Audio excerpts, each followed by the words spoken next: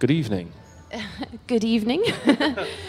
So welcome, Hugh, Hi, to the Reggae Sun Ska Festival. Hi, how are you doing?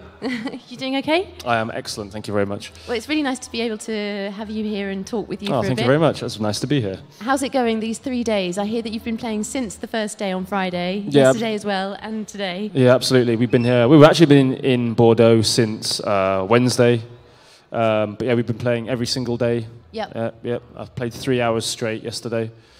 Played an hour and a half earlier. Yeah. So it never stops. Yeah, and it doesn't feel repetitive at all when you're doing the same gig sort of every day in No, the same not place? once. Not even. Yeah, it's nice because I played a different kind of style each day with Phoebe. It was a different style each day to suit our moods effectively.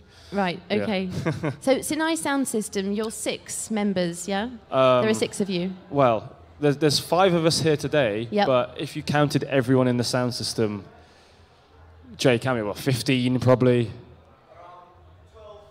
12, 15 of us. Really? In total, probably. Okay, so when somebody books Sinai Sound System, do they know who they're booking? It depends. Is it a formula sort of thing? It depends. So we have a big crew of people back in Sheffield, large up Sheffield.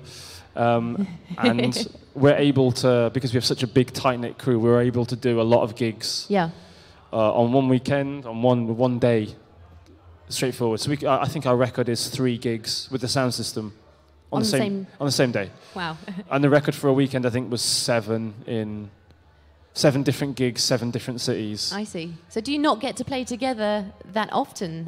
We see each other in the week because this is our job basically. Yeah. We do other things as well. We hire other speakers out. Yeah. But that's how we see each other. We see each other and we can prepare for gigs and. Yeah, but as a gig, you don't ever get 12 or 15 people on stage together? Maybe in Sheffield, we kind of do one big gig a year, and that's when perhaps we'll have the full posse out. Maybe. Right. But then there might be other gigs on that night as well, so it kind of just flows as and when, really. Okay. Because everyone lives in different parts of the country as well, so it's a question of logistics. Everybody's in the UK though? Yes. Okay. Yes. So it makes it easier on the logistics. Easier, yes. The UK's quite small in relative terms. I'm curious to find out more about the name, the Sinai Sound Sinai. System. Yeah. So it's Sinai. Sinai, okay. Sinai. I can actually explain it. There is actually a meaning behind the name. So the reason there is a mountain, for those that are familiar, it's the mountain where Moses received the 10 Commandments. In Egypt? In the Sinai Peninsula. Okay. So whether you believe in God or not, whether you believe in the story, still, if you translate the 10 Commandments, they roughly translate to be nice to each other. Mm-hmm. Don't be an idiot.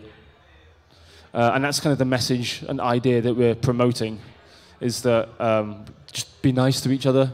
I mean, they're not steadfast rules for life, but, love your mother and father, don't kill each other. This is what we're trying to promote as this kind of music. Okay, interesting. That's where it comes from. Right, okay, thanks for that explanation. I was rather curious. Yeah. I have a couple of more technical questions for you. Yeah, absolutely.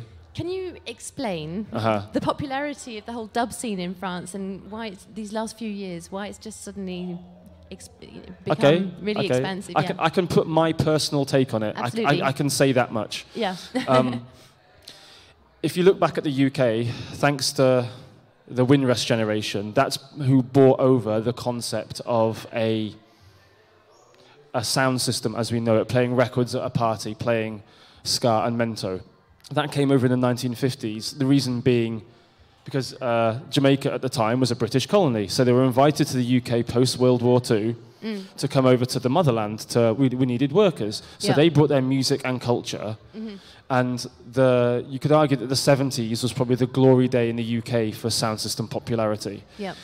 Due to that, France didn't have that. France didn't have our Windrush generation. As far as I know, I could be mistaken, but they didn't have that kind of influx of Jamaican people in the 1970s. Yeah. What I think, again, this is what my personal take is experiencing, is this is a new and fresh thing to France. It's not so much a new and fresh thing to the UK. I see. So because it's a new and fresh thing here, it's just gained in popularity. Yeah, okay, I see, yeah.